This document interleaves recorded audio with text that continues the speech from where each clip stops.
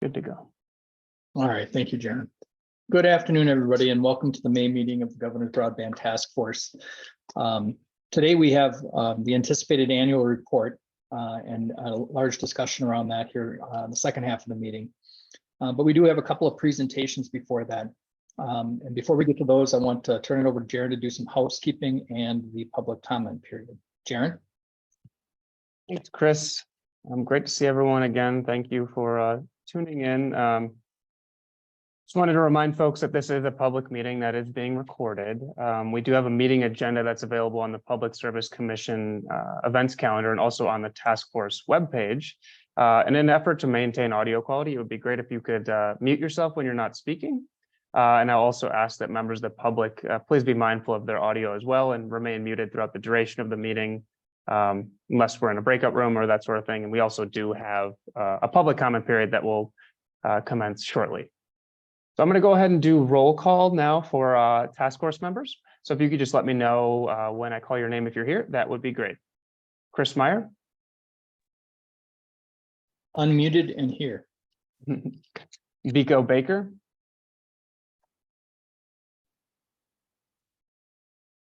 Marta Bechtel.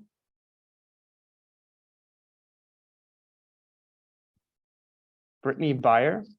Here. Sal Carranza. Here.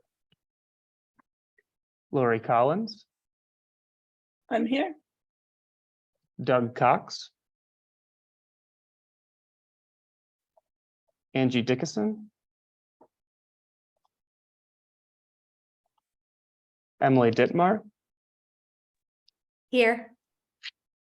Celeste Flynn. Oh, this is Mike Hilger, and I'm standing in for Celeste. Thank you, Mike. Yep. Chris Herjong.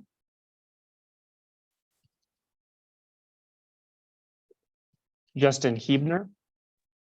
Yep, here. Gail Hike. I'm here. Barbara Koldos.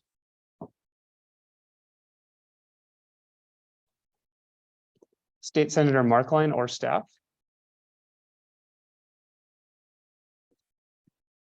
Jose Martinez.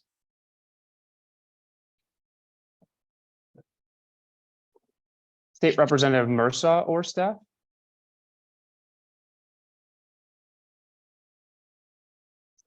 State Representative Ratcliffe or staff.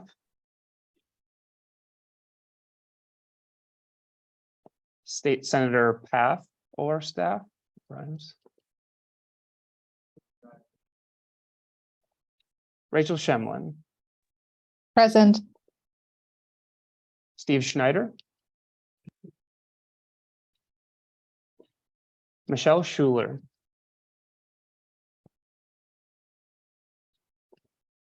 Brett Schupner.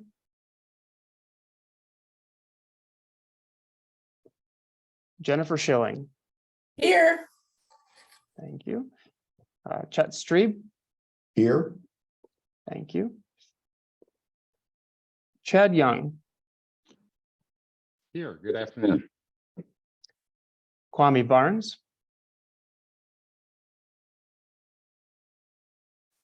And Russ Falkenberg. I'm here, Jaron. Thank you.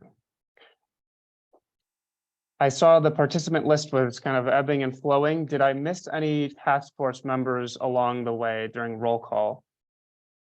Did anyone join late by chance? I can always keep an eye on the list as well, the participant list, but in the interest of time, I probably won't run fully all the way back through that. All right, let's move to public comment now. So now is the time where we will allow for public comment. This is really the sole opportunity for members of the public to make a comment during this meeting. Members of the public may soon unmute and make a public comment should they desire. I do ask that the public comment remain brief and also pertain to the subject of broadband access. If you're on Zoom, you can also utilize the chat function if you would like to make a public comment that way. And I will go ahead and ask for public comment now.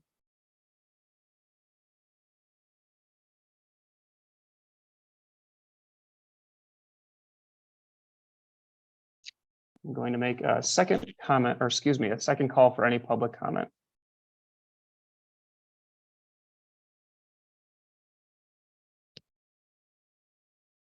and a last call for any public comment today.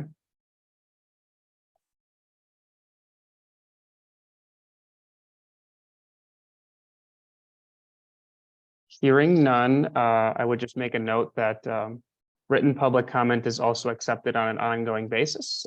We've got directions on how to do that on our task force webpage, along with other information like meeting agendas, recordings, updates, things of that nature. So please do check that website out if you are interested. And I will hand it back to Chris to lead us through the rest of the agenda. Thank you, Jaron. Item number 3 on our agenda today is a discussion led by Kara Koch, Federal Program Officer for the National Telecommunications and Information Administration. Kara, do you want to kick us off with your presentation this afternoon? I know you're open to questions at the end as well. Sure. Thank you, Chair. And I believe Jaron's going to share my presentation kindly. So thank you. Thanks for the opportunity to join you guys all today. I've been asked, I believe, there's been some conversation out there around municipal broadband and participation in the BEAD funding and restrictions and pieces like that. So my presentation today is really kind of focused on basically what the language from the Notice of Funding Opportunity for BEAD includes around public participation, local government participation in BEAD as a subgrantee. I should start by saying, per the language of the Notice of Funding Opportunity, NTIA does strongly encourage eligible entities to waive laws that preclude public sector entities or restrict public sector entities in participating as a subgrantee. But going through these slides here, I also want to highlight where those pieces may be potentially impacting funding or not, and what the language of the Notice of Funding Opportunity actually says. So I'm assuming most folks on the call here are familiar with kind of the overview of BEAD. I know we only have a short time here to go through this. And I should say, if anybody on the task force or members of the public post meeting are interested in conversation, after I go through my presentation and we have a discussion, I can put my contact information in the chat as well. And so I'm available for that discussion. But from a BEAD standpoint, as you know, there's an eligible entity identified for each state that will be receiving the funding from the BEAD program through NTIA. And in Wisconsin, that is the Public Service Commission. But then what I wanted to highlight on this slide really is that the definition of subgrantees per BEAD. So subgrantees are the entities that will receive the grant funds ultimately from the PSC that can carry out these activities. And you can see the definition there. It includes traditional providers, but also non-traditional providers that are eligible as subgrantees per BEAD. So that will include co-ops, nonprofits, public-private partnerships, public or private utilities, public utility districts, tribal entities, or local governments. So from a BEAD standpoint and the Notice of Funding Opportunity, all of those entities are eligible as subgrantees. Next slide, please.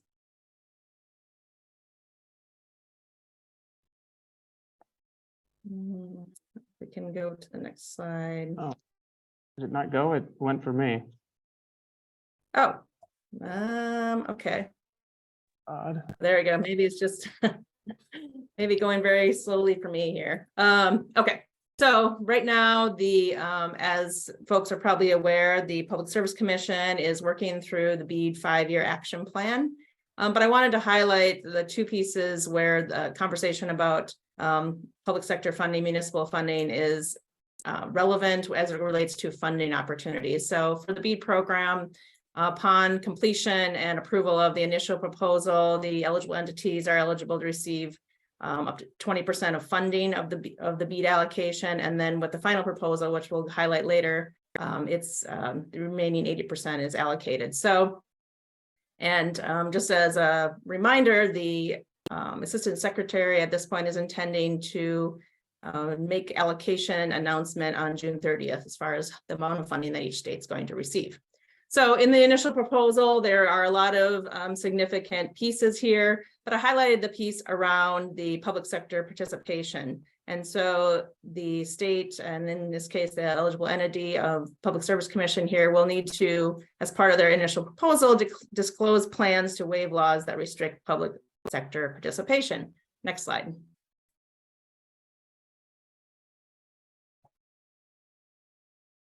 I think maybe it's my broadband internet is slow because it's really going slowly here. It's odd because it shows for see. me, but I'm on Sorry a about slide this. that shows initial proposal notice of funding opportunity language. That's what my screen is showing. Hopefully Yeah. other folks are seeing that. That's the same here. Correct. Okay. Okay, so it must just be me. Hold on, I will. Sorry, y'all. Okay. So there's specific language in the notice of funding opportunity around that piece that's in the initial proposal. And you can see on the slide that, and I normally wouldn't read slides, but it's really important in the sense to look at the specific language. So in the initial proposal, eligible entities need to disclose whether or not the entity will waive the laws that impact concerning broadband, utilities, services, et cetera, that predate or post-date enactment of the Infrastructure Act. And also, and if those laws will not be waived, then if they will not waive all such laws, then identify those that will not be waived and describe how they'll be applied in connection with competition for subgrants. So that with the NTIA basic statement that we encourage eligible entities to waive these laws, there also is a piece in here that says that if you do not waive the laws, you need to describe what laws that won't be waived and how they will be applied in connection for the subgrant. So we want to know if the laws are not waived, how that impacts the subgrantee process. Next slide, please.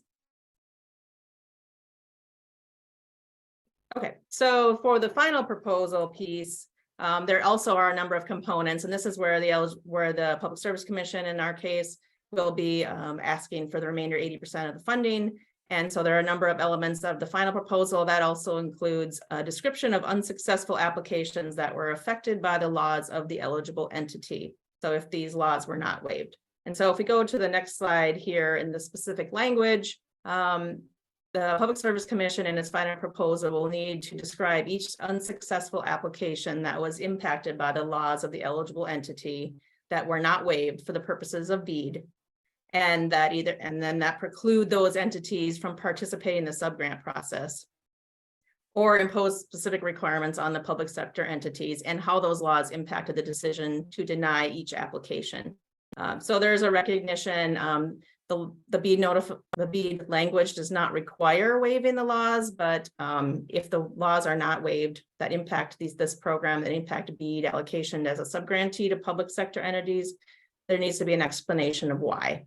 And so as the Assistant Secretary will review the language and the submission of both the initial and final proposal, that review will include making sure all of the elements are included in that initial and final proposal, but also the Assistant Secretary will determine whether the funds proposed and the request for funding essentially complies with the Infrastructure Act. It's in the public interest and effectuates the purposes of the Infrastructure Act. So all of those pieces will be included in the potential and ultimate approval of the funding. And so I would say, as kind of, I think why I was asked to really come and speak today, really there is a lot of discussion about this. NTIA has stated that we encourage waiving any existing predating laws that impact a public sector entity as being a subgrantee, but also acknowledging that states may choose not to do that. But if they do, we want to know the impact on the overall ability to connect everybody in the state to broadband and utilize the BEAD funding. So any questions about that? I know it's a lot of specific language related to the notice, but I'm happy to take questions either now or post meeting here to further discuss any thoughts people have. Let me open up to the larger group for questions first. Are there any groups from any members of the task force? And just speak up if you do. Hi, my name is, Go good ahead. afternoon. My name is Kwame Barnes with CWA. I had a question in regards to the last section that you just read in regards to meeting the requirements or not meeting the requirements, right, for, I guess, the laws for the subgrantee. are you saying that if the sub grantee doesn't meet the requirements set by BEAD, they need to come with an explanation as to why they can't follow those rules, or basically why they can't follow those rules? Yeah, so essentially, thanks for the question. Essentially, the language that I just described applies to the eligible entity. So for the BEAD program, the eligible entity is the Public Service Commission in Wisconsin. So they are the Okay. identified eligible entity, and then everybody else is a sub-grantee. So Right. the requirements around that will basically be focused on the initial and final proposal that the Public Service Commission submits to NTIA for approval, Gotcha. not the Okay. sub-grantee. Gotcha. Okay. That's what I missed. Thank you. Other questions from the task force? I guess my question is more not directly of NTIA, but how are we in Wisconsin Public Service Commission responding to that? I mean, we know we have legislation that Public Service Commission can't change, but are we as a task force, is there something that we should be looking or recommending? And how is the Public Service Commission in our application to NTIA addressing those issues? I can take a stab, Gail, but I think some of the answers are we haven't figured or navigated that far into the initial proposal yet, so I can't give you a certainty. But I think at a high level, the law is the law in Wisconsin, and the way it's set up in Wisconsin is there's a number of requirements that have to be met in order to basically create a municipal broadband provider. And so, the governor's proposed to make some modifications to those as part of the budget process, and that's something that's an ongoing discussion with the legislature. But as it stands right now, our office, we don't have the authority to waive those types of regulations. So, our approach will be in that initial proposal to basically, as Kara said, explain why we are unable to waive them. And, that's the requirement that we can fulfill as it pertains to the initial proposal. I think at a higher level for me personally, what I see is Wisconsin has a pretty successful history of partnerships between municipalities and, internet service providers. And that's common in our grant program. You'll see a lot of those partnerships. So I think, in some ways, that's a bit of a way to have the same types of successes without necessarily being able to incorporate a municipal utility itself. So I think it's part of the ongoing discussion, and certainly we have to follow the law as written in Wisconsin, and PSC can't waive that, but we can certainly kind of explain that and make that part of our package when we submit it to NTIA. Does that help? I appreciate your perspective, and I agree with you wholeheartedly. I don't expect the PSC to do anything against the legislation. I'm just wondering if there is an opportunity that the task force should recognize that we do have those laws that somehow need to be addressed to. Yeah. That's my only. Absolutely. my I think, sorry, particular to that part of the question, I think, the task force is a kind of an advisory body to a lot of the work we do. And I think we've seen in prior iterations of the task force report, which we're going to spend a lot of time talking about today, one of the recommendations was to consider changes to those requirements about municipal broadband. Certainly, if that's in the interest of this group, we would welcome, any advice or recommendations, or, as part of that larger task force report, if that's something that you want to make a recommendation or advise the legislature, the governor on policy change, that's certainly within the prerogative of the task force.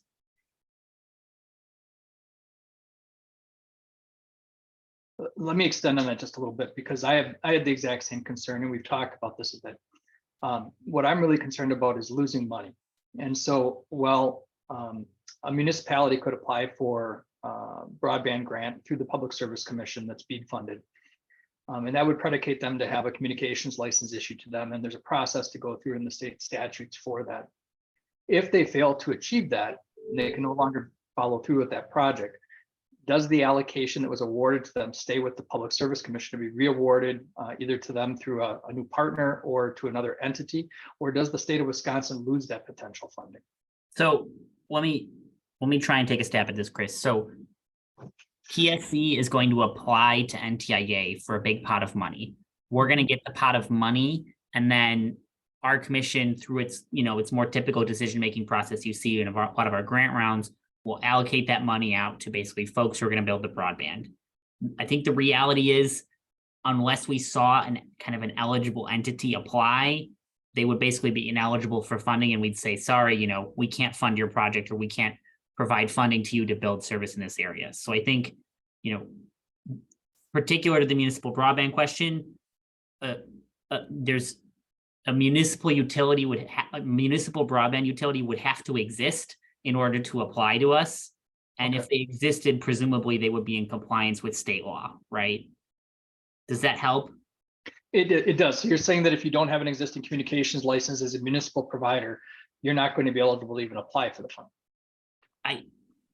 There's some nuance there, but I think in general, you'd have to be compliant with state law to apply for the grant, I think is the simple answer. But the state wouldn't necessarily lose any money. It might just be that municipality or that partner has to work through, the municipality might have to partner with a private internet service provider, or a different company might have to come in to provide service in that area. Does that make sense? It does. And, I'm thinking about all those places in between the highways, right? The places that always get overlooked, the places that a lot of our electrical co-ops exist because they were overlooked back in the 1930s when electricity was expanded.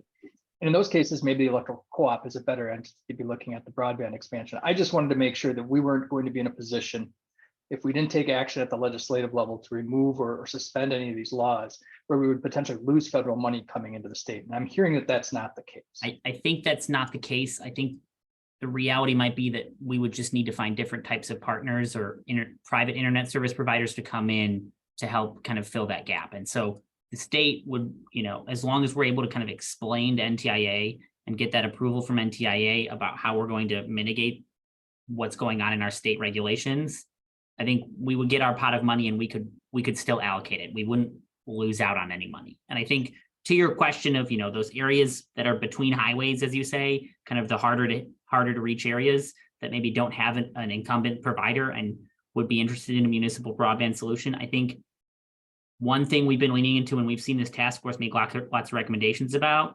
is building capacity in municipalities and local units of government to go out and recruit and bring in internet service providers into their communities. And I know we had some of these conversations this year, and I think that's already part of some of the discussion in the recommendations that we're going to talk about later, is building local capacity through technical assistance, through training to help local elected officials, know who to ask the right questions, how to bring internet service providers to the table, and come and make a partnership in their community to get that solution. Okay, and you answered my next question, which was, is that a role that PSC can play in that technical assistance realm, is helping municipalities understand who they have to have at the table to be successful? And it sounds like that is the case. I think it's a little bit our role, but also we've got some great partners, and I know Gail Hike is on the call here with UW Extension, and then we've got some partners at Wisconsin Economic Development Corporation, all different pieces to the puzzle. That's something we're really leaning into, getting that expertise and training up our local partners so that they can have a seat at the table and bring people to the conversation and recruit providers to their areas. All right, thank you for answering my 8 questions. Absolutely. Jaron, you had something to add? If I could just, as a kind of little bow tie here, largely the relevant state statute when it comes to municipal broadband is 66.0422, if you want to dig in a little deeper. And then I would also, I know Gail made a point, the task force in 2021, their initial report, they pretty extensively talked about municipal broadband and had some recommendations relevant to that topic. So if folks want to do a little of their own research, those would be 2 avenues to consider. But that's all I had. Were there any other questions for Kara or any of the PSC staff members on the call here from the task force regarding this topic?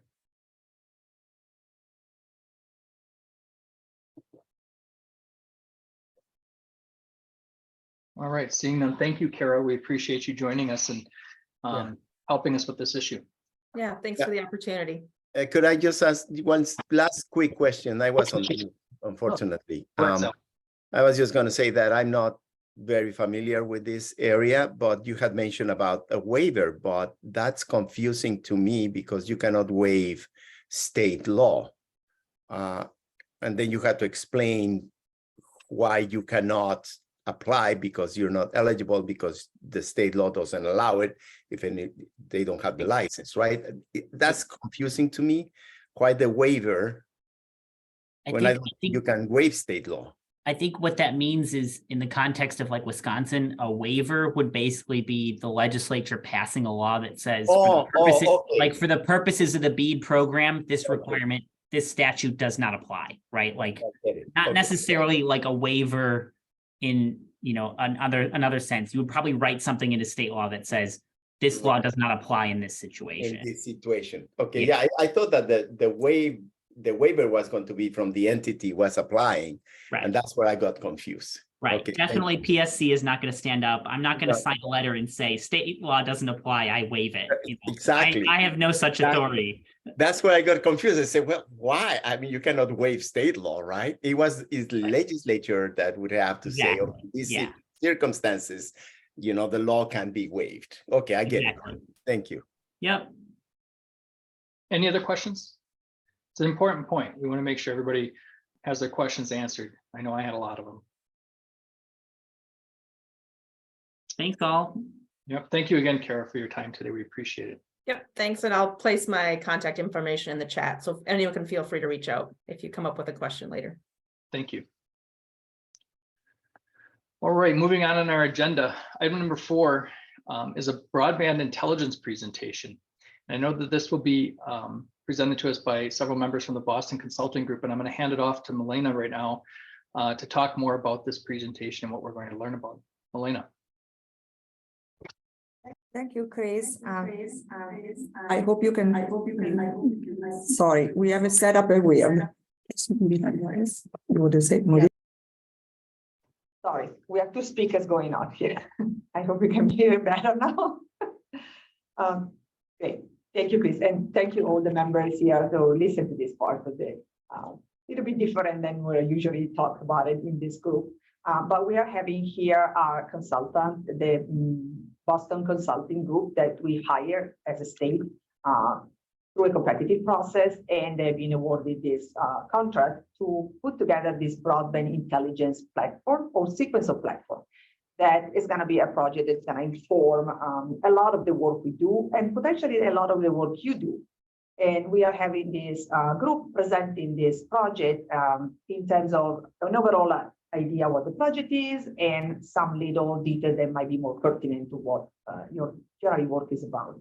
It's going to be 20 minutes presentation. We're going to have a little 5 minutes at the end. If there are additional questions, I'm going to put in chat my email and you can follow up with me and we can follow up with all of you after the event in this case.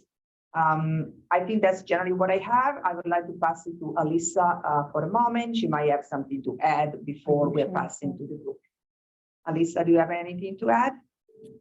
Yeah, thanks everybody. I'm sorry, my video is not working. I've been moving my computer from conference room to conference room and my camera's off. So I apologize that you can't see me, maybe. I just wanted to do a little bit more framing of this for, since I think that the third comment at the second meeting of this task force, we have really consistently heard maps, better information, better data. We need better data. And I just want to sort of say that this project and the presentation you're about to hear is really, you know, it certainly is a strong interest of staff, but it's really this task force who has again and again in their recommendations and in their conversations been talking about we really need better data. We need better maps. We need, you know, through different things. And so this is kind of our first big, radical, ambitious pass at that better maps, better data with this outside consulting group. And so I'm really happy to have them present, but I just wanted to make sure folks know that you know, some of the things today I hope look familiar to people because these are really task force recommendations that came from some of those early meetings about we've got to get better counts, we've got to get more granular data, we have to understand what people are experiencing in their homes. We care about affordability. And so I don't want to steal their whole presentation, so I'll stop talking, but I do hope that the task force, as they're watching this, sees their recommendations and their concerns that they've been expressing for years addressed in some of the products and some of the broadband intelligence pieces that will be presented. Again, apologies for no camera. I will pass it to, am I passing it to Anna? Actually, I'll kick it off. And just Okay, one thanks. note, so people can follow. There's a number of us in the same room. So we're using Hannah's speaker. So if you're on like just speaker mode, you'll just be seeing Hannah, who will speak shortly. But there's the rest of us using that same audio just to give people a heads up. But this has kind of been thin touch, right? But like, as you all know, WBO has been working on many different efforts related to broadband access and affordability. The Broadband Intelligence Project really is to intend three main components of that. So how do we actually use this to, support state and local broadband planning? How do you use this to really, go deep and support digital equity efforts, including the affordability and adoption, and then also tracking related progress over time? So this is a 5-year kind of partnership that we have. There's a big chunk on this first year, just getting it all put in place, but really also over time want to make sure that we're tracking the progress and, are we actually making good investments? What's the outcome of those investments so that we can report back as well. So we'll take, as we mentioned, just, 15, 20 minutes or so just to kind of walk through and preview with you all of what this actually includes, and then happy to take any questions at the end as well. Anna? Yep. So for those who I haven't met, I'm Anna from the Boston Consulting Group team. And to touch on what Alyssa and Milena were giving up front in terms of context for why the Wisconsin Broadband Office has engaged BCG. As I'm sure many of you know, there's various ongoing upcoming funding allocations in Wisconsin coming through, such as BEAD, Capital Projects Fund, ARPA, the Digital Equity Act, and then there's, various other programs coming through. These have the potential to reach nearly 1.6 billion in the coming years. And so to that end, to really enable the state with robust planning and data and decision-making, we've been engaged across access and affordability to set up the state for success as you go through these funding allocation processes. And so on the access side, it is really about enabling stronger, more accurate data to drive decision-making in deployments, accurate understanding of where broadband infrastructure is and where it can be feasibly deployed. And then on the affordability side, it is including digital equity, enabling efforts to provide broadband to those most in need. And so this ties more to the equity policy and statute to drive affordability and adoption. And across both of these lenses, we're really focused on optimizing funding allocation to understand where Wisconsin can have the greatest impact so that as we're tracking progress over time, we're really moving the needle with broadband access, affordability, and adoption here. So we'll move to the next slide here. And so this just gives high-level objectives of, as we're kicking off this project, what is top of mind to accomplish across all our analyses. And so the first one is informing broadband planning. And so this is about getting repeatable data products to inform strategic broadband planning and decision-making. And so there's a number of milestones coming for the state of Wisconsin, such as State Digital Equity Plan, the Capital Projects Fund ongoing, BEAD 5-year plan, and then the ongoing state challenge process with mapping. And so we really want to get the right data products and make sure it's accurate to better understand how they feed into these deliverables for the state. The next one is informing public funding needs. And so we've touched on this with informing public funding allocation to make sure that we're distributing funding in the right places to meet access, adoption, affordability, and equity requirements for the state. And then the third piece is around this broader storyline of the cost burden and affordability. And so really digging into the why of why certain populations or geographies within Wisconsin are facing a broadband cost burden. And we'll have a lot of spatial analysis and very quantitative data, but we also want to put this qualitative lens to it to gather insights of what are the biggest barriers to access and affordability, how can we improve adoption so we can drive a more targeted approach when we get to the solutions. The next one is scenario planning. And so this is around connecting data sources to parameters and algorithms to improve our modeling. And we want to be flexible with our strategies to understand how results will change outcomes and decisions over time. So looking at different scenarios to see what could be the best strategy, deployment of funding, deployment of infrastructure to meet our needs. And the last one, which has been touched on, is tracking changes over time, which is really important. And so we will be doing an annual refresh of each analysis, and we want to make sure that we can monitor progress over time with the same metrics to actually track if broadband deployment and affordability and adoption are actually improving. And so, for example, you would expect when we do an analysis next year that areas where funding has been deployed would show up as served that were previously unserved, for example. And we can also visualize change at the most granular levels. We're doing data at the household level, for example, so we can remain flexible and implement changes if impact is lacking in certain areas. So these are the high-level goals that we're looking at for all of our analyses. As we get into more of the analyses themselves, you can see that there are specific objectives for each. And so we'll first touch on access, and then we will talk through affordability. And so across access, so the first one is the Wisconsin custom fabric is what we like to call it. And so this is unserved, underserved, and served locations, looking at broadband serviceable locations throughout the state. And this is going to be triangulated with various data sources to ensure maximum accuracy so that we can better inform decision-making and planning. One interesting piece of this as well is that we will compare stated broadband speeds with experienced speeds. And so stated speeds, as you might know, there's public data sources like FCC 477 that has maximum advertised speeds, but we also want to compare that with speed tests and perhaps spatial data from the ISPs to better understand service levels and what's actually being delivered to households. The next one is the commercial viability index. And so this is the cost model. And this is understanding the deployment costs to serve each broadband serviceable location with different types of technologies. And we'll be running scenarios related to commercial viability. The central question here is really trying to optimize where the funding goes and how much it costs to feasibly serve different locations based on these technologies and speeds we're deploying. And that ties into the decision-making matrix. And so this here can help the state with project planning, funding allocation to specific areas. So when we're mapping the whole state, we'll also understand where service is impossible, impractical, or cost prohibitive, and what are the trade-offs required for different wireline investments, comparing different technologies. This is meant to really maximize Wisconsin's investment so that we're deploying the best possible option to each area and population. And lastly, on access, it's the universal broadband infrastructure access. And so this will determine the deployment cost to serve 99.9% of BSLs in Wisconsin.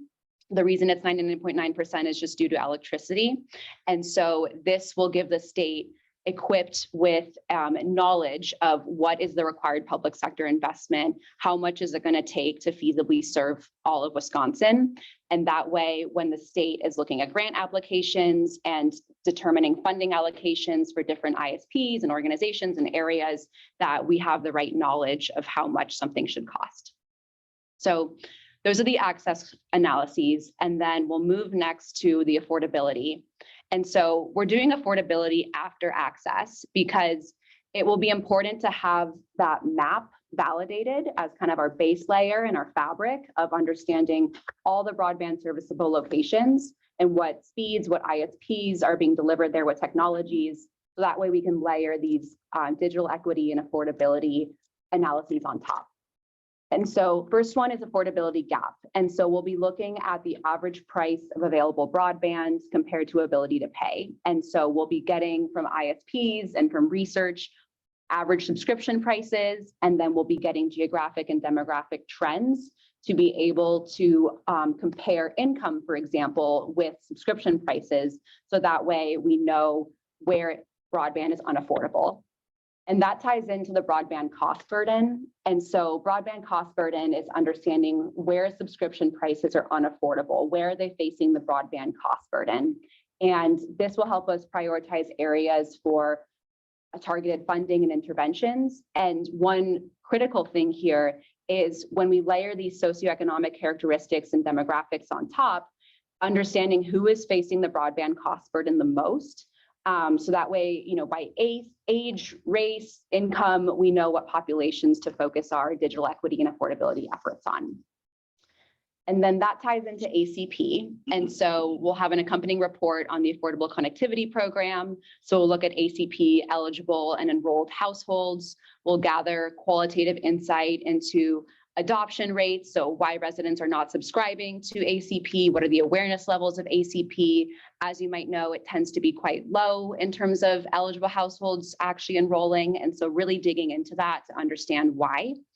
And we'll also, again, enable Wisconsin with understanding of key areas of need where ACP deployment efforts should be ramped up, for example, to really maximize where the funding is going. And then the last two on affordability are take rate analysis and underconnected households, which tie into each other a bit. So with take rate analysis, this is looking at adoption and the impact that affordability has on adoption rates. So a take rate is the same as an adoption rate. And so we'll first figure out how many households do not subscribe to available broadband and how many do not subscribe because of cost, which can help tailor our approach. Or if it's a cost issue, we're going to drive our affordability efforts to make broadband more affordable. But there could be plenty of other barriers facing underconnected households, which kind of goes into number 5. There's households that just have insufficient access to fully participate in the digital society. So looking at the reasons for those barriers to create this holistic picture of specific affordability issues, connecting that to ACP findings, understanding where and how ACP efforts can be deployed, and really building this broader picture and storyline within Wisconsin of what is the affordability narrative and what efforts and strategies do we need to deploy to make sure that we're hitting the right issues and helping people with, the actual burdens they are facing and get them adopted to broadband. So I know we have time for questions at the end. You can also feel free to interrupt and ask questions at any point. But these are overviews of our analyses and goals. And then we'll talk a bit about the different survey tools and the more specifics around public versus private data that we're looking at. A key part of both analyses, both the access and affordability, but especially on the affordability side, will be local household data collection and surveys.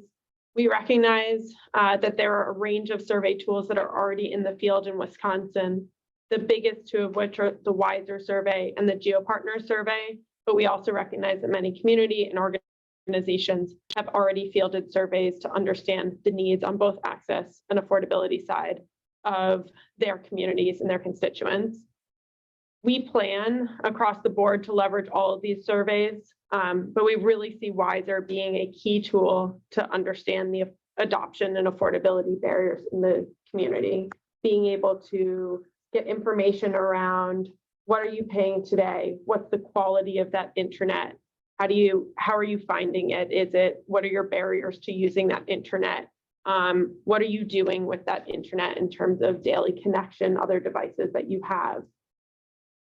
I would say in terms of an ask to all of you, one is really, if you have surveys or have done data collection, we are really interested to see it and make sure that this really can be a integrated holistic picture across all the information that's been gathered to date.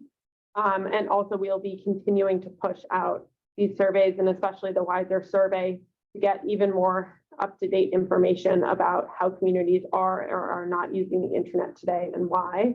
And so may turn to some, if not all of you, to help make sure that we're really hearing the voices of everyone in the community.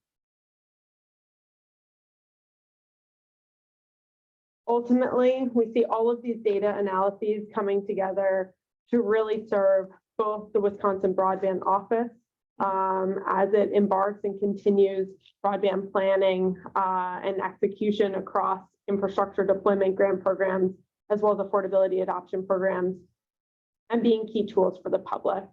For the Wisconsin Broadband Office and the PSC, our work will hopefully be key to helping to determine optimal areas to where to deploy funding, where to focus affordability and other efforts that are underway, and to be able to understand what are the needs of the community and how we can best serve them.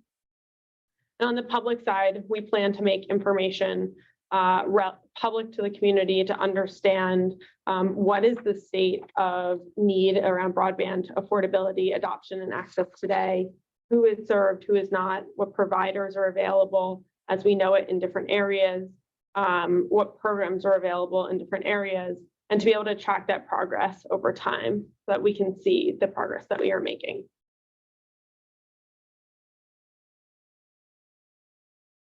As part of this effort, we will be talking to a whole range of stakeholders, and thank you in advance for your time and input throughout it all. But it'll be especially important that we engage, and we plan to engage internet service providers. Service providers we really see are going to be critical to support our effort, and also think that there will be huge benefits to your engagement in this effort. We ask and hope for your support through interviews and other follow-up conversations and input and pressure testing of the findings, and hope that this is an opportunity to be able to increase the ability for all service providers to better deploy infrastructure and expand the reach that they have across customer segments. This is just, we list on the right of this page a whole range of areas where we expect service providers can work collaboratively with the PSC throughout this effort, making sure that we have a very crystal clear understanding of service coverage maps, where internet providers are today and at what speeds and prices, being able to help understand what are the barriers to fast and cost-efficient deployment, so that we as the PSC can do more to reduce those costs and those barriers and make it access to programs available to all, as well as to support the digital equity and adoption efforts, being able to help us understand what are the barriers to adoption, who is not subscribing today, what is keeping individuals from subscribing, and being part of helping to define the solutions to make sure that we can get the broadband into the greatest hands and the greatest households across the state. With that, really just want to open it up for questions from you all. We're happy to answer those now. We're also happy to, if some things you want to get deeper, happy to do that offline as well. Questions from the task force?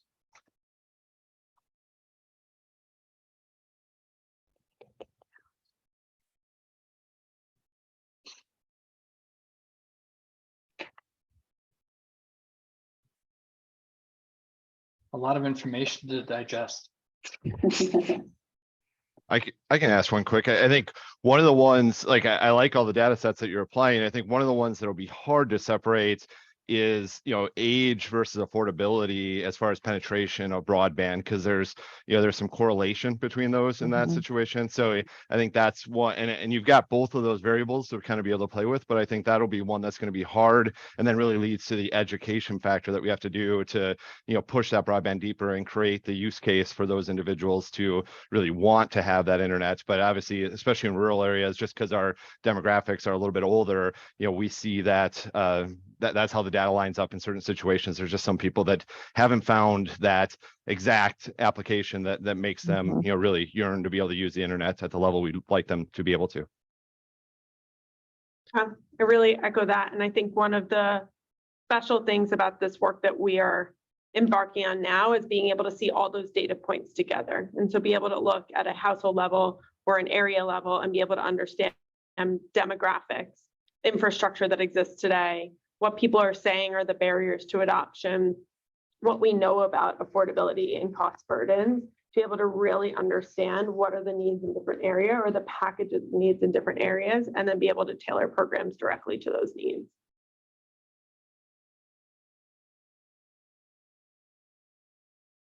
Other questions from the task force?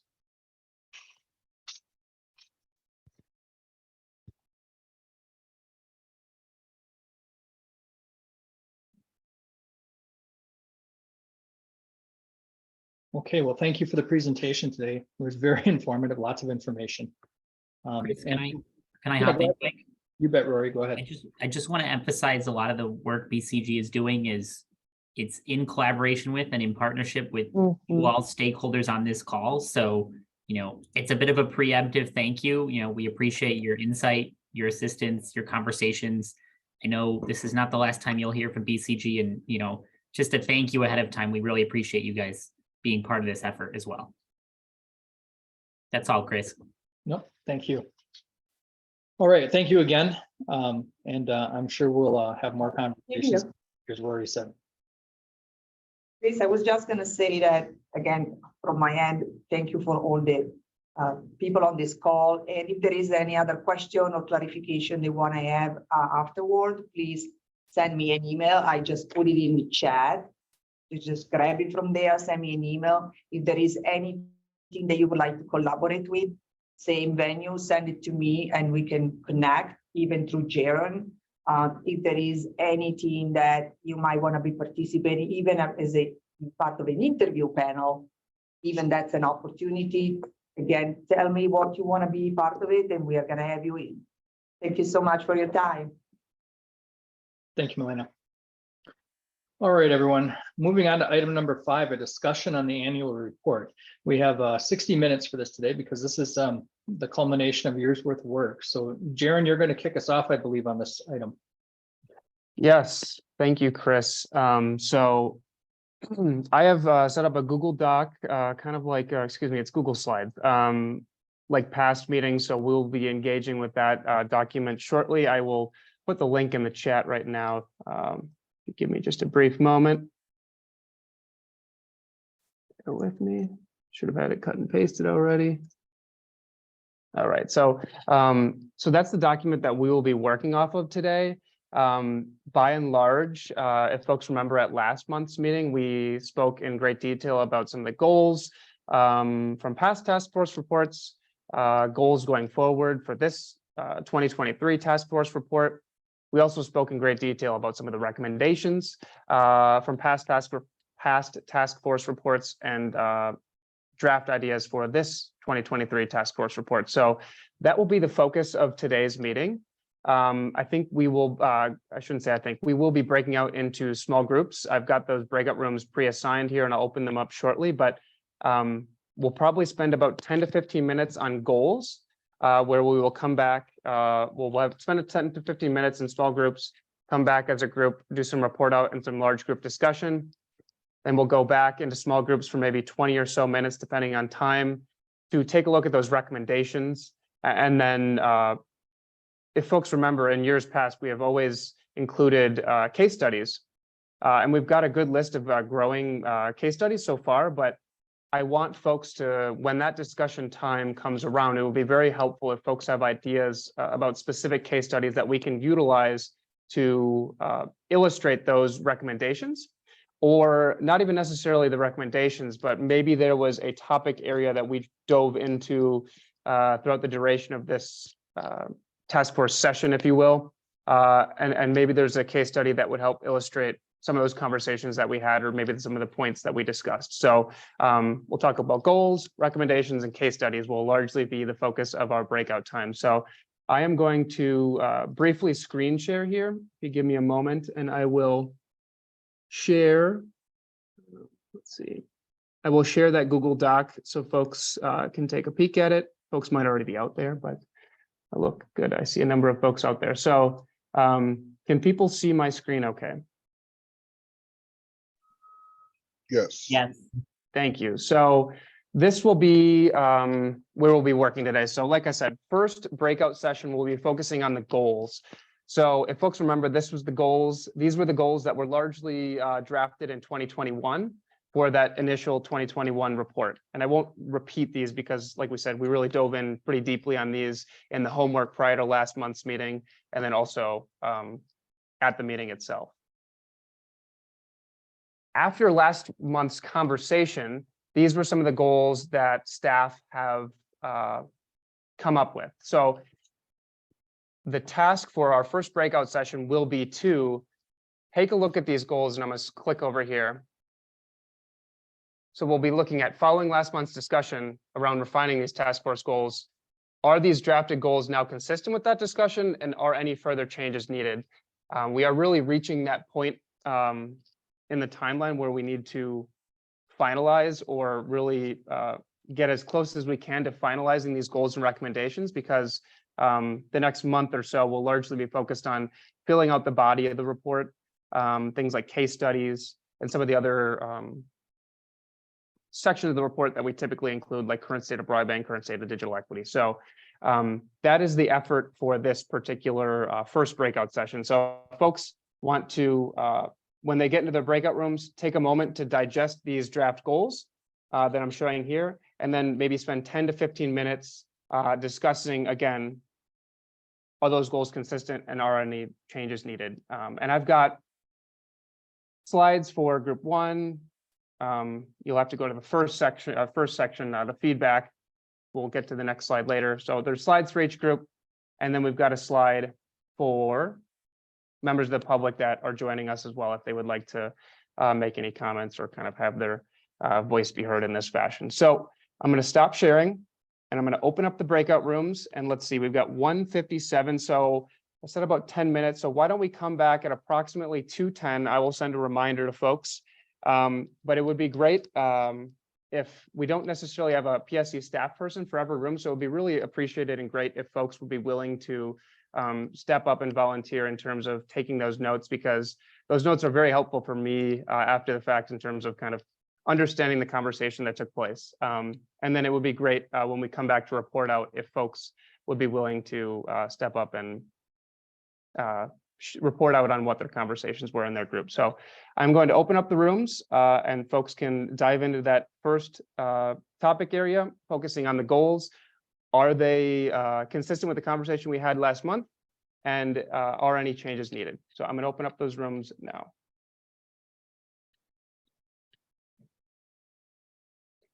Folks should get a dialogue to join those meetings, those breakout rooms.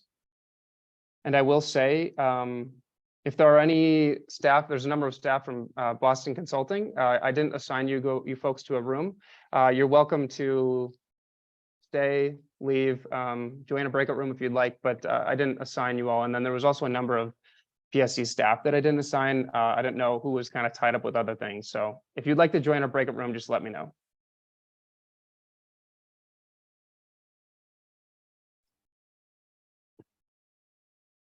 Welcome back, folks. Give a moment for folks to transition back to the main room.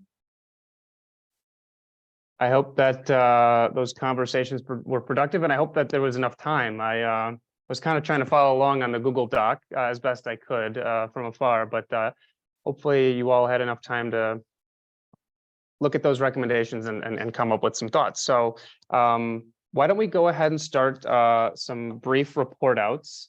Is anyone from group one willing to report out on the conversations that took place in your room? Hey, Jaron, this is Chris. I can take that for the team. We only had 3 folks in our group, including myself. And 10 minutes goes really fast. We first of all, in regards to the goals, and you want to cover both goals and recommendations, correct? Or just goals? I think just goals for now would be good. Well, that's why 10 minutes went so fast. We're overachievers. Sorry, I should have made that more clear. In any event, first of all, we thought the goals that you had presented here were consistent with the discussions we had in the past month or two, really kind of consolidating them into an overall goal. We did notice, and we don't want to be English teachers, but it should be practical solution, not practicable solutions in the goal.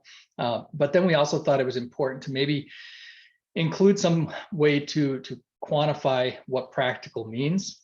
Because again, we're talking about expanding into or prioritizing technologies that can achieve faster speeds either today or down the road when they're needed.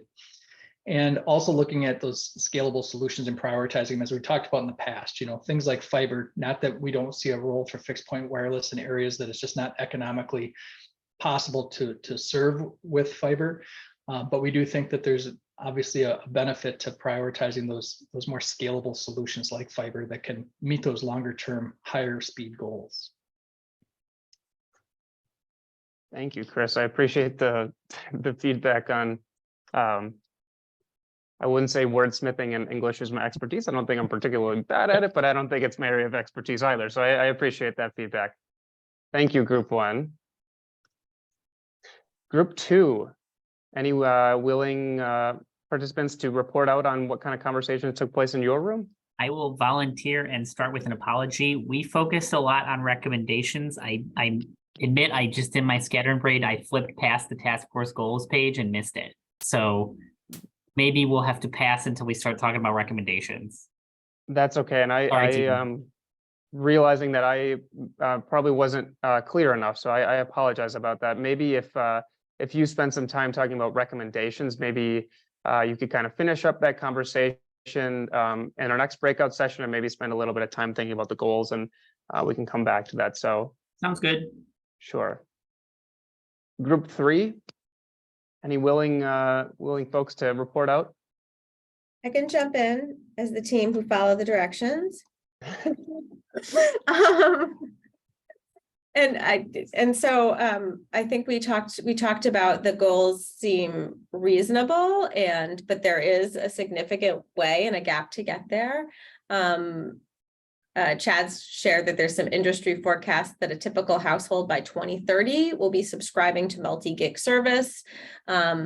We continue to talk about some of the things that Group 1 did that we might want to talk very specifically about future-proof sustainability. So we're not putting in any facilities that would need to be ripped out or replaced or refunded.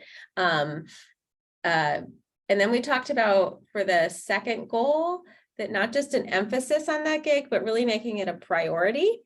So that we want to elevate it, not just as an emphasis, but we'd like to see, energy really be put into that 100 by 100, 1 gig, that higher priority. And then finally, or maybe not finally, but the last thing I have in my notes is just equitable access. There's a bit of talking about all, but there was some discussion in our group that we need to really focus energy and attention on those who don't have it. And how do we, whether that's the sparsest or the most rural, or, how do we have some intentionality about not just sort of focusing on everyone all the time, but really putting energy and goals or recommendations to those without right now, and making sure that we prioritize them. And there was a little concern about those, like people who going from adequate to better, and people who have nothing sticking with nothing.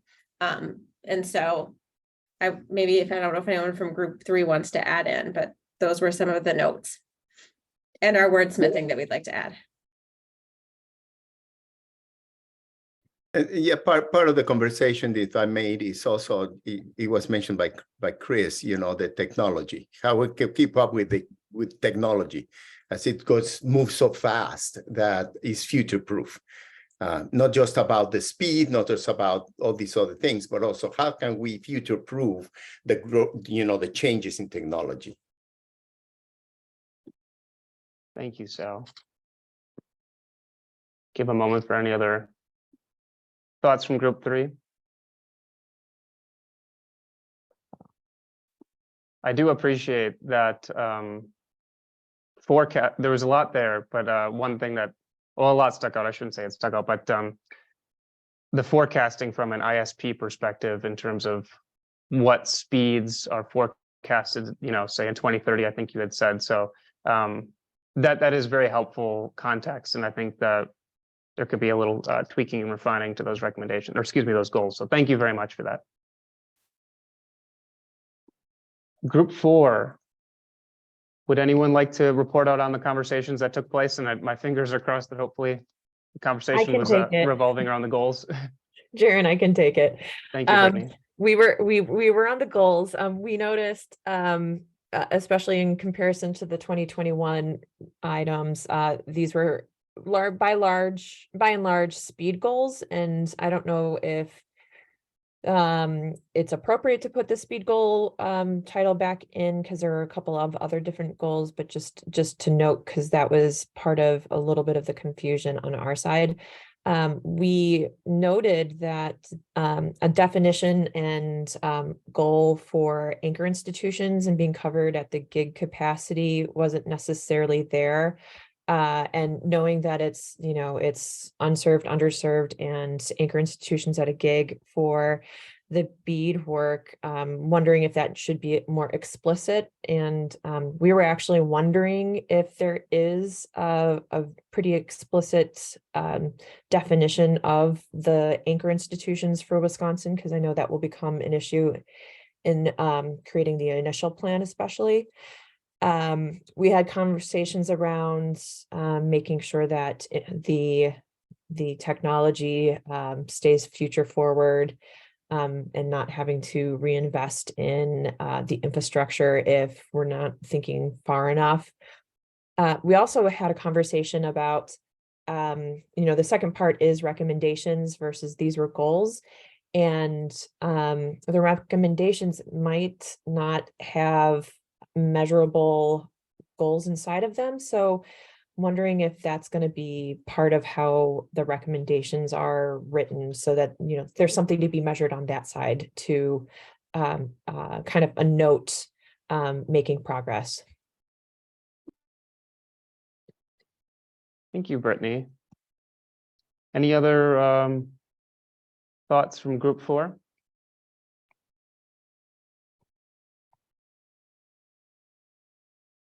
I do appreciate those thoughts. I know, testing my memory a little bit here, but I believe that in the 2021 task force report, the task force put some effort into trying to define future proofing. I know that that's a little bit of a vague or, kind of hard to wrap your head around term, at least kind of for me it is at times. So I know that we put some effort into that in past task force reports.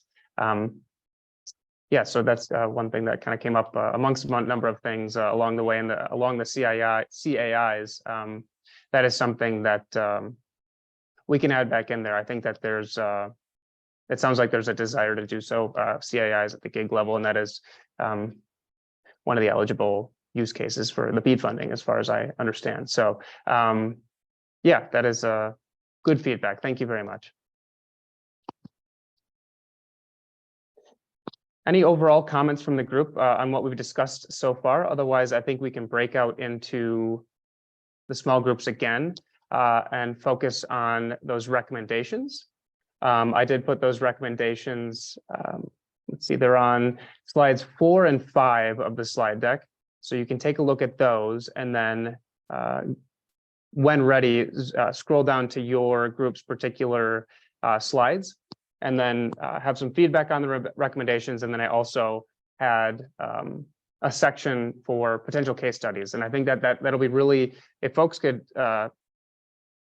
as time allows, really try to dig in on that case study, because I really think that those are really key components of the task force report. So I will open up the rooms briefly, but any questions or any points of clarification that are needed?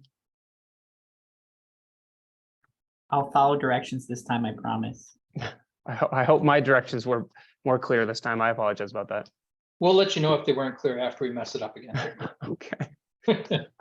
As long as we're making some progress, I'm okay with it. So, all right, folks, I will open up those rooms. Why don't we go ahead and return at about, let's say 2:42. That gives us 20 minutes. Hopefully that's enough time for you all. If any of the group leaders kind of within the group feel like there's too much time, then they can shoot me a message and maybe we can jump back in if folks are running out of steam in their groups. But I will open up those breakout rooms, but let me know if there's any questions. Thank you.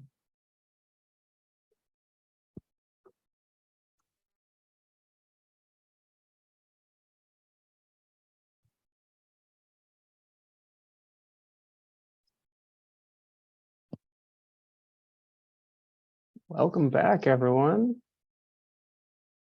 Give just a moment for folks to transition back over to the main room.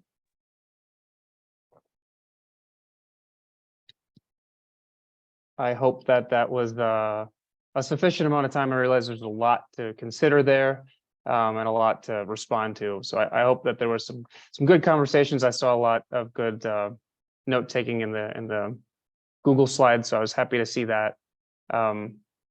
Yeah, why don't we jump right into it? So I'd be curious to hear the group's conversations regarding those recommendations, those possible case studies. I saw some cool examples being thrown in there in the chat and in the notes. So Yeah, why don't we go ahead and get started? This time, I think we'll maybe go in reverse order. So group 4, would you be willing to report out on the conversations you had?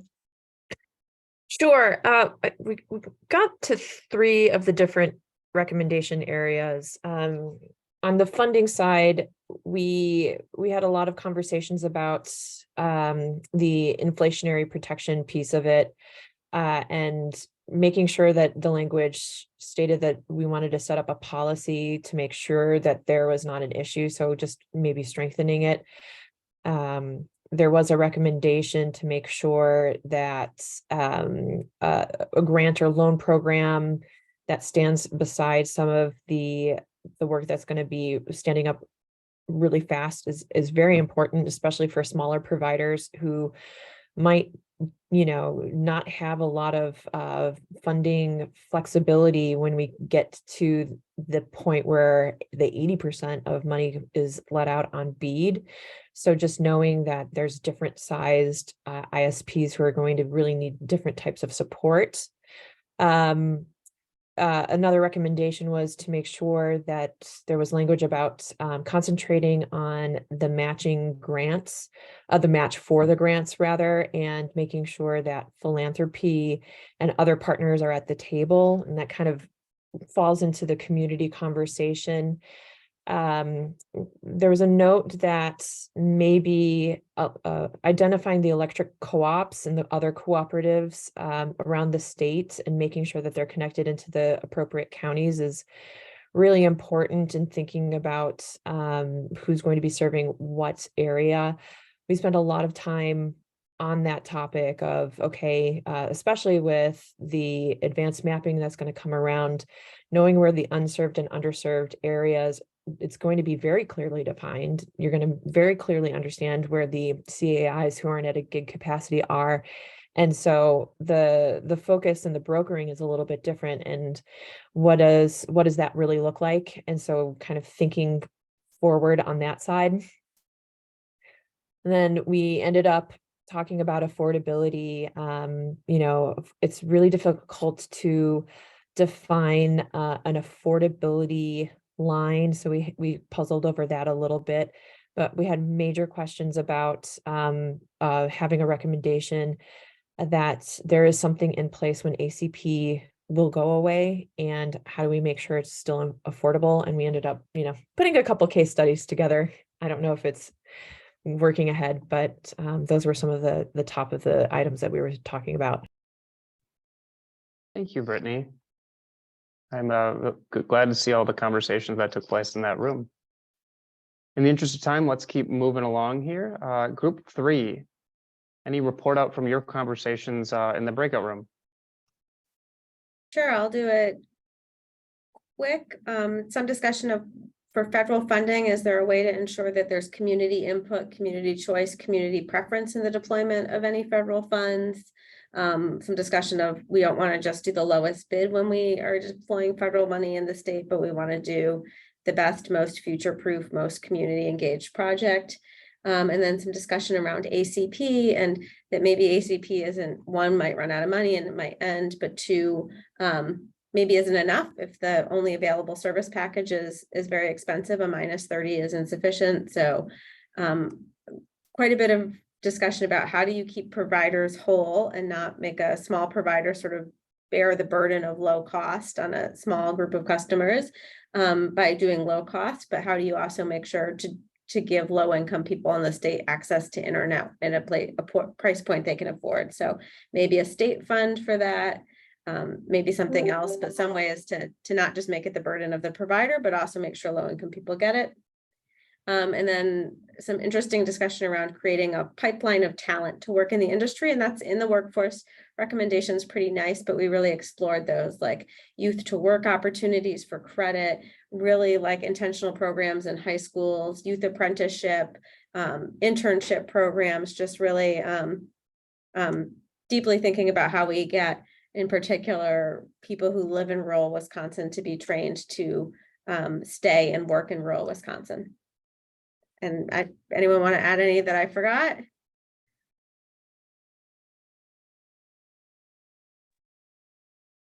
Thank you.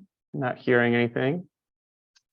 Why don't we move along to group 2, which I believe if you have any report out on the goals section, please be happy to, or feel free to share that, or if you'd like to focus on the recommendations, that's okay too.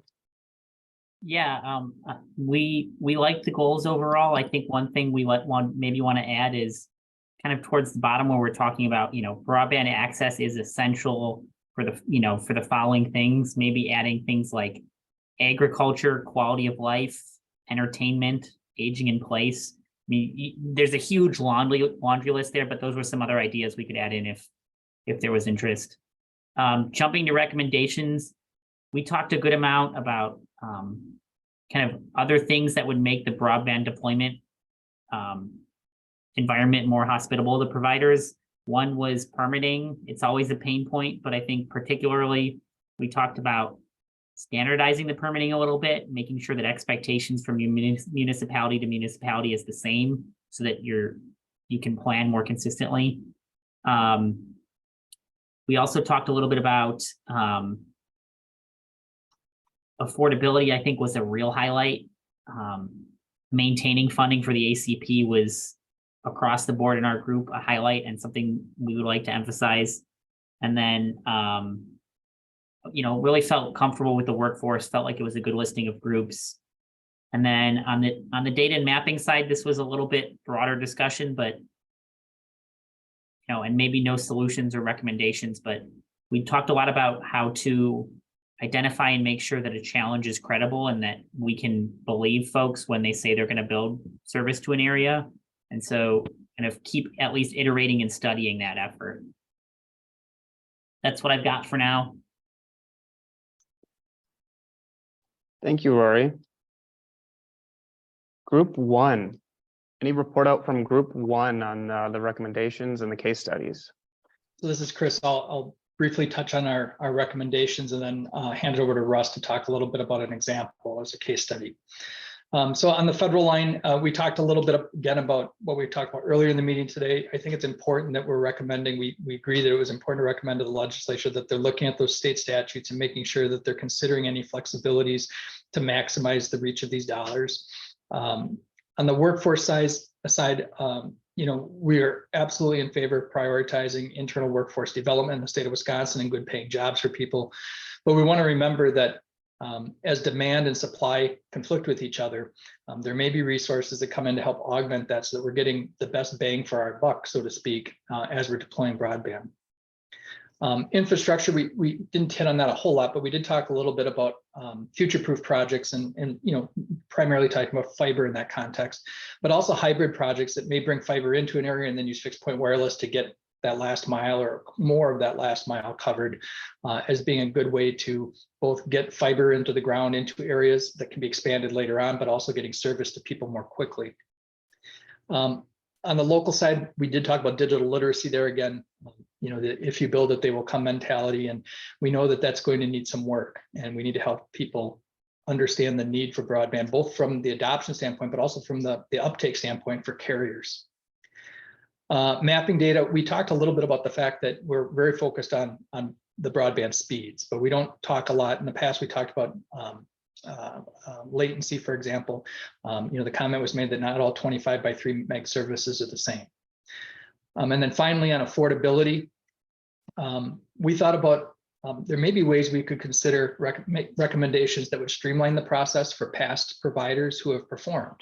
We know that going back to the CAF funding days, there are providers that did not perform. And maybe we need to be a little bit more rigid with some of those approaches where there's a past history of failure and a little bit quicker with the process for those who have a past history of success. And specifically around anything that we can do to encourage, some of the supply chain and contractor and labor status issues. And that's where Russ is going to talk a little bit more about some experiences that they had. Russ?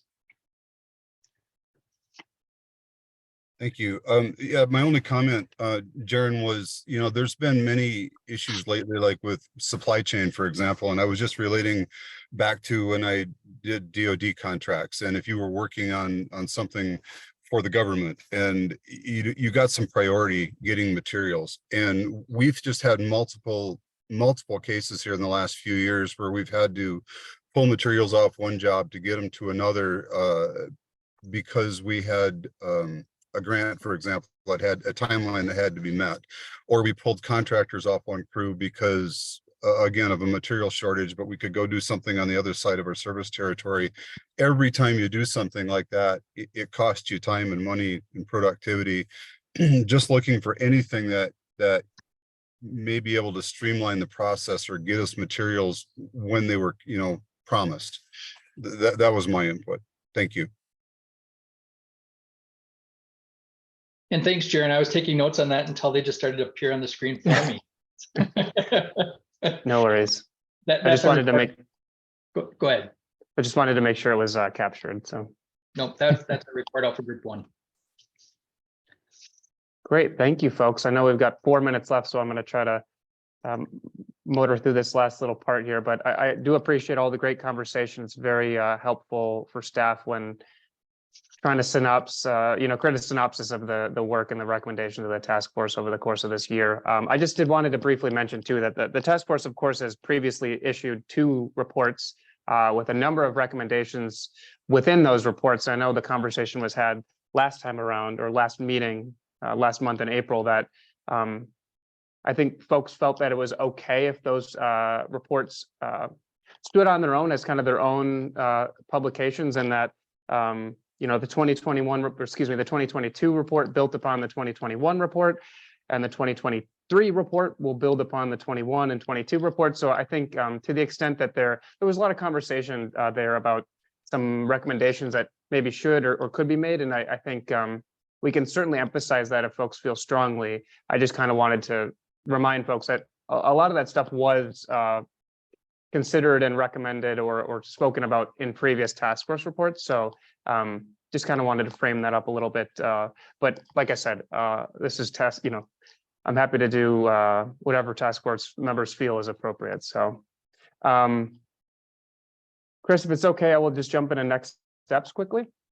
Go ahead. Great. So thank you, folks. Our office will be finalizing these goals and recommendations consistent with today's discussion. We'll be sharing a copy for your review next week on the SharePoint site. So stay tuned for more details. I'll be sending that out via email to task force members. If there's any volunteers to draft or author case studies, that would be fantastic. Please do feel free to reach out if you felt particularly strongly about any of those case studies. Please get in touch. We always appreciate that.